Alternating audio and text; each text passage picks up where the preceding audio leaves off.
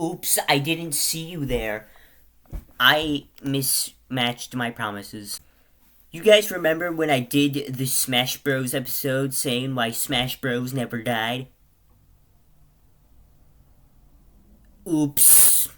Yeah, in that video I said I was gonna make 3 more videos, or sorry, 2 more videos. 2 more videos, and then that didn't happen.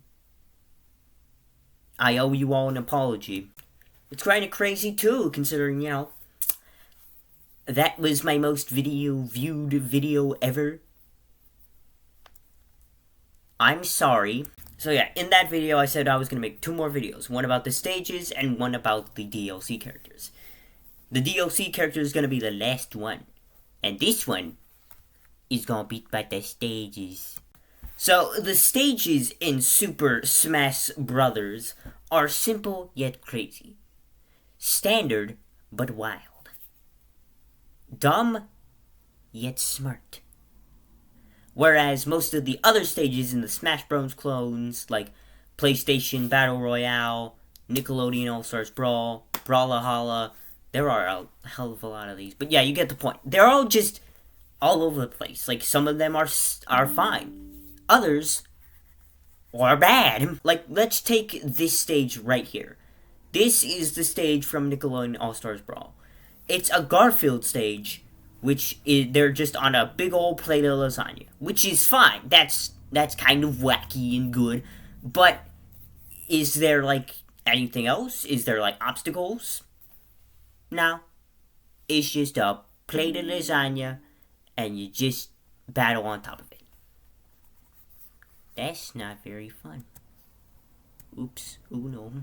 Sorry about that. An ad came up. But what I'm saying is that a bunch of these stages are just plain nothing. Even though they have some like creative like platforms and stuff that as I said, the lasagna, you stand on a lasagna. One of them you stand on a building.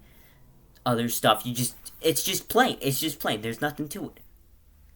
And only one of them tried to do something. Can you guess which one?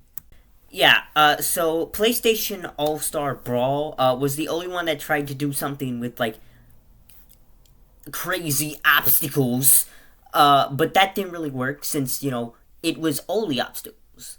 Like, yeah, sure, like, Nintendo and, all these Smash Bros, freaking stages are, like, they got, like, some obstacles you gotta go through, some, like, kind of mini bosses, but, like, that's not all of them. Which is why I think the stages in Smash Bros. Are a lot better than the ones in, like, Nickelodeon All-Stars Brawl and Brawlhalla. So, let's say you really want to fight someone in Smash Bros. You can't do it in real life or else you'll get arrested.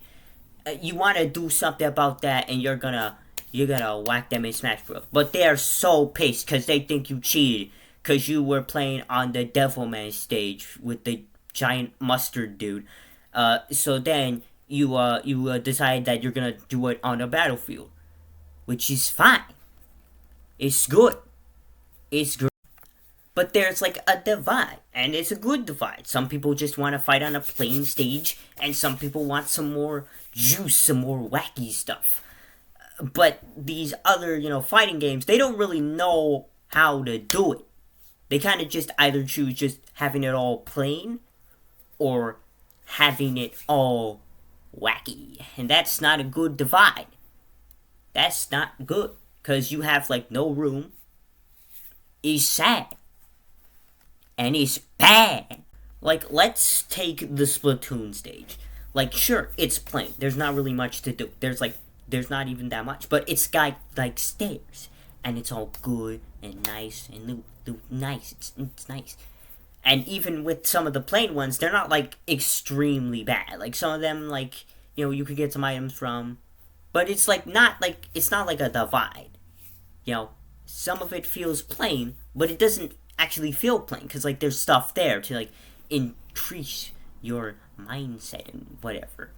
It feels fun. Whereas, Brawlhalla, Nickelodeon All-Star Brawl, All-Stars, you get the point. All of them just feel kind of empty, even though they aren't. You with me so far? Oops. I don't know what that was. Anyways, so it's a very big divide. Smash Bros. Stages are pretty good. They're like, they got nice, they look good. They got nice platforming. They got little mini games sometimes. Whereas some of them in Nickelodeon All Star Brawl, it's just plain. It's just plain. I don't want to make this video super short by just saying, oh, the Smash Bros. Ones are just more fun. But it's just not, it's not good. Like, I tried playing some of the stages on, like, Super Nickelodeon All-Stars Brawl, and nothing. It didn't really feel that entertaining. It just felt like I was just fighting on plain nothing. There was no creativity, no, like, little changes.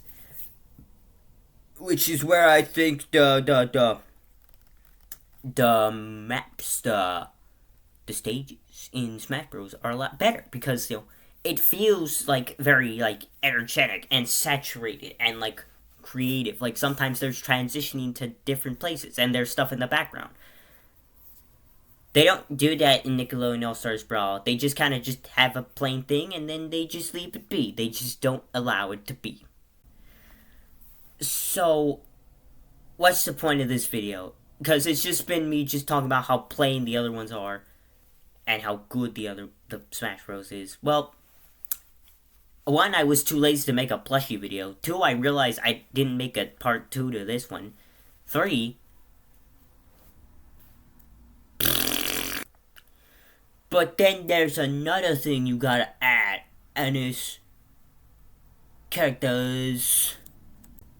Yeah, so, like, the background. The background's good. I said that already. Like, they have, like, stuff moving in the background in Smash Bros. If you go on, like, the Banjo-Kazooie stage, the Wonder Mountain, or whatever it was called, you got little characters, like Bottles the Mole, Banjo's sister, Tootie, and Jumbo.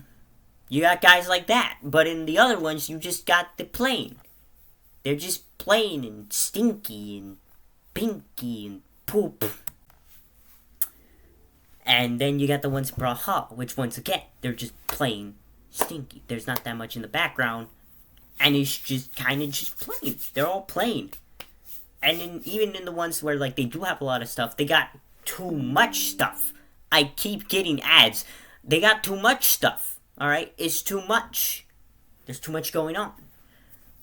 Smash Bros. Found a divide in it where, like, the stuff in the background doesn't affect the game. Wow, big shocker. But in PlayStation All-Stars, it does. It does affect the game. It does the thing. It does affect it. Stinky, don't do that. That's not good.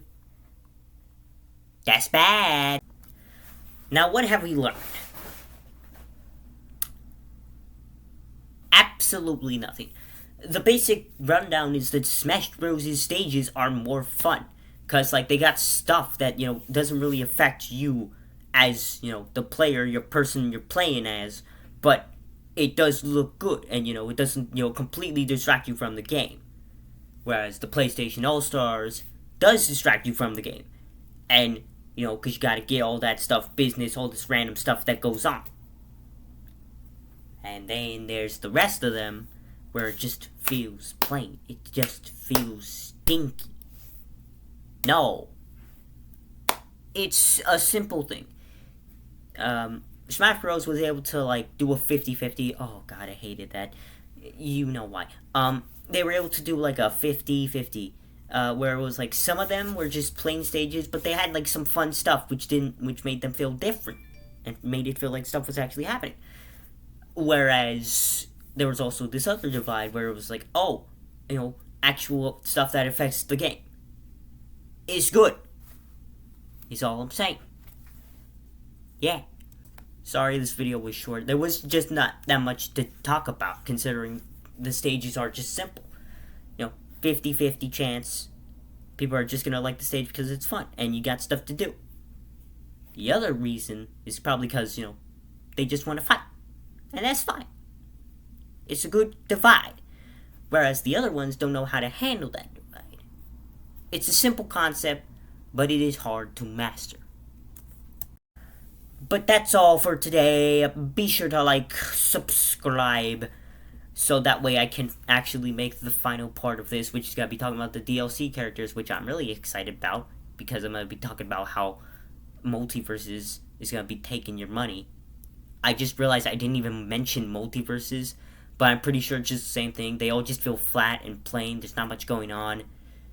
You guys really need to get a hold of your stuff. But yeah, I really want to talk about the DLC ones, because I want to talk about how Multiverses entire things cost you like $5 just to get all the characters. Like $5 for every single character. Whereas like literally for the entire DLC pass, you just pay $14.49, I think, for like all the characters, Joker, Hero, Banjo Kazooie, Min Min, and that guy. Yeah, it's gonna be a lot of fun. But anyways, thanks for watching. I'll see you guys next time.